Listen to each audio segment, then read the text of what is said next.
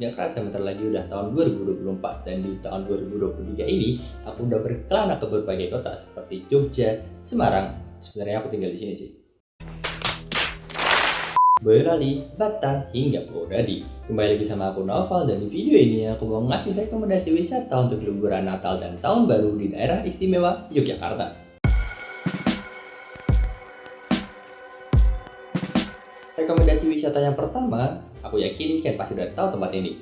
Yaps, Candi Prambanan atau Komplek Candi Prambanan. Sebenarnya kawasan Candi Prambanan ini terletak di dua daerah, yaitu Kabupaten Sleman dan Kabupaten Klaten. Untuk jam operasional sendiri mulai dari jam 6.30 pagi sampai jam 5 sore. Jam operasional ini merupakan jam operasional untuk loketnya ya. Jadi kalau kalian mau lebih dari jam 5 sore pun juga nggak masalah. Tapi saranku jangan lebih dari jam 6 sore ya.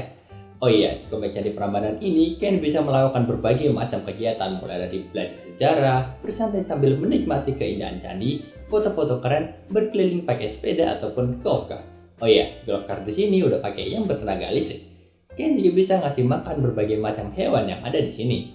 Untuk KTM-nya sendiri mulai dari 25.000 untuk anak-anak umur 3-10 tahun dan 50.000 untuk dewasa atau di atas 10 tahun. Kalian bisa beli tiketnya on the spot ataupun melalui aplikasi seperti tiket.com dan Traveloka. Selain itu ada juga tiket terusan Prambanan Borobudur yang berlaku selama 2 hari dengan harga 35.000 untuk anak umur 3-10 tahun dan 75.000 untuk dewasa. Ada juga tiket terusan Prambanan Ratu Boko yang berlaku hanya di hari yang sama, tapi udah free shuttle.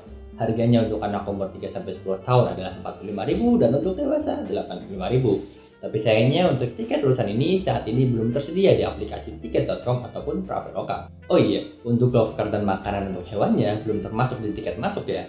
Jadi kalian harus membayar sendiri untuk golf cart sebesar 20.000 per orang dan untuk makan hewan sebesar 5.000 per ikatnya. Tips dari aku, kalau kalian mau main ke sini, mending bawa payung dan gunakan alas kaki yang nyaman dipakai.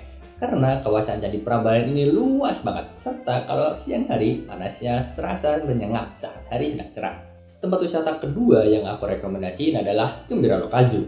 Aku yakin juga banyak dari kalian yang udah tahu tempat ini. Sebenarnya pas ini tahun 2022, dan menurutku wisata ini masih worth it banget buat masuk rekomendasi wisata di tahun ini. Wisata ini berlokasi di daerah Kota Gede, Kota Jakarta. Untuk tiket masuknya sendiri adalah 60.000 saat weekdays dan 75.000 saat weekend dan hari libur nasional. Tiket masuk tersebut sudah termasuk tiket kereta wisata dan perahu katamaran. Oh iya, Gembira Lokazu beroperasi mulai pukul 8.30 pagi sampai jam 4 sore untuk weekdays dan 8 pagi sampai jam 4 sore untuk weekend dan hari libur nasional. Selain bisa melihat-lihat hewan, kalian juga bisa merasakan pengalaman ngasih makan berbagai macam hewan mulai dari ayam, kambing, kura-kura, babi, bahkan ikan. Untuk harga makanannya sendiri sebesar 25.000 satu paket. Jadi di paket ini sudah dipisahkan jenis makanannya sesuai dengan jenis hewannya.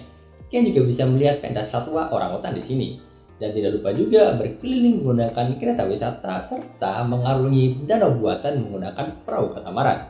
Sedikit tips dari aku, kalau kalian di sini lebih baik pakai pakaian dan alas kaki yang nyaman. Dan lebih seru jika di awal kalian berkeliling dengan berjalan kaki terlebih dahulu. Karena kalian bisa menjelajah semua kawasan Gembira Lokazu. Kita bergerak sedikit ke arah Sleman bagian utara. Karena rekomendasi wisata selanjutnya adalah Waterboom Jogja. Dan lokasi wisata ini berada di daerah Depok, Kabupaten Sleman. Di sini kalian bisa nyobain berbagai macam wahana air yang seru, mulai dari kolam arus, kolam ombak, hingga seluncuran yang menegangkan sampai yang ekstrim. Bahkan ada seluncuran yang bisa buat balapan juga. Jadi makin seru deh kalau main ke sini bareng teman atau keluarga kalian. Selain wahana permainan air, di sini juga ada museum air yang berisi semua tentang air, mulai dari air hujan, air tanah, air laut, hingga eksperimen tentang air. Kalian juga bisa menyewa loker ataupun gazebo untuk tempat barang-barang kalian waktu main di sini. Di sini juga disediakan persewaan ban untuk menambah keseruan waktu main air. Jam operasional sendiri mulai dari jam 9 pagi sampai jam 4 sore dan untuk tiket masuknya harga normalnya adalah 125.000 per orang. Tapi tenang aja, Waterboom Jogja ini sering banget ngadain promo dan potongan harga yang gede banget.